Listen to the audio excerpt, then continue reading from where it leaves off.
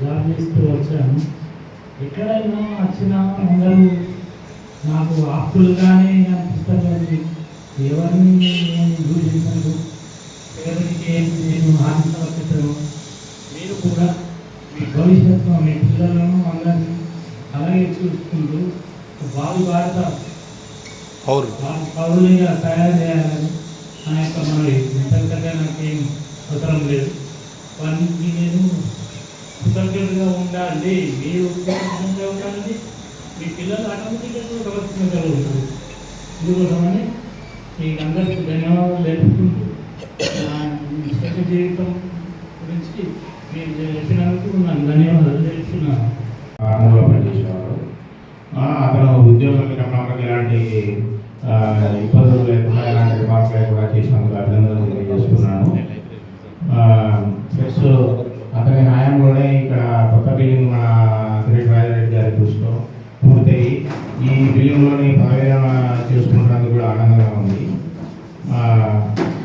ఇంకా చెప్పేది ఏంటంటే రిటైర్ అయిన తర్వాత రిటైర్మెంట్ బెనిఫిట్స్ కూడా తొందరగా రావడానికి మన చైర్మన్ గారే శాంక్షన్ చేసేది. కావున తొందరగా పెన్షన్ పేపర్లు అతనికి కావాల్సిన ఇంకా బెనిఫిట్స్ను కూడా చేయడానికి అప్లికేషన్ పెన్షన్ పేపర్స్ సబ్మిట్ చేయాల్సిందిగా కోరుతున్నాను. సబ్మిట్ చేసిన వెంటనే మన అధ్యక్షుడు చేసి తొందరగా వచ్చేటట్టు చర్యలు తీసుకుంటామని కూడా నేను వారి కుటుంబానికి తెలియజేస్తున్నాను. ఈ సందర్భంగా వారి కుటుంబ సభ్యులు ఆరోగ్యాలతో ఎంతో సంతోషంగా పదవి విరమణ కాలాన్ని కూడా గంగాధర గౌడ్ గారు ఆయుధ వ్యాపారాన్ని కోరుతూ ఈ అవకాశం ఈ సమావేశాలను కల్పించిన అందరికీ కృతజ్ఞతలు తెలియజేస్తూ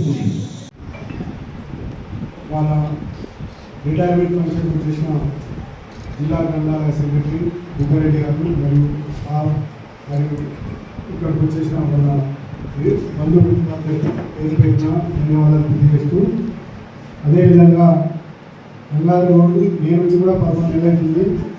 గంగాధర రోడ్డు కూడా నేను అంటే ఆయన కష్టపడి పైకి వచ్చి ఆర్మూలు వేసినప్పుడు ఇంకా ఎక్కడ వేసుకున్నా నాకు తెలియదు కానీ మీరు వచ్చి 11 నెలలు అయింది.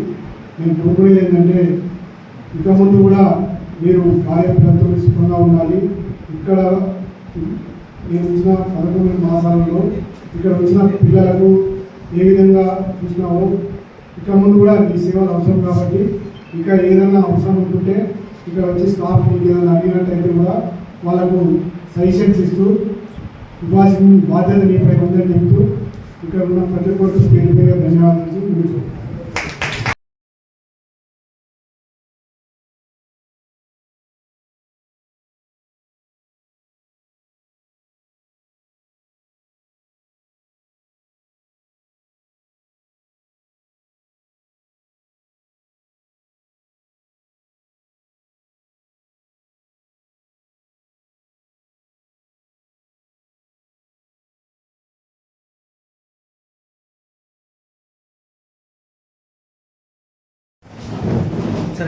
మీరు ఉండండి.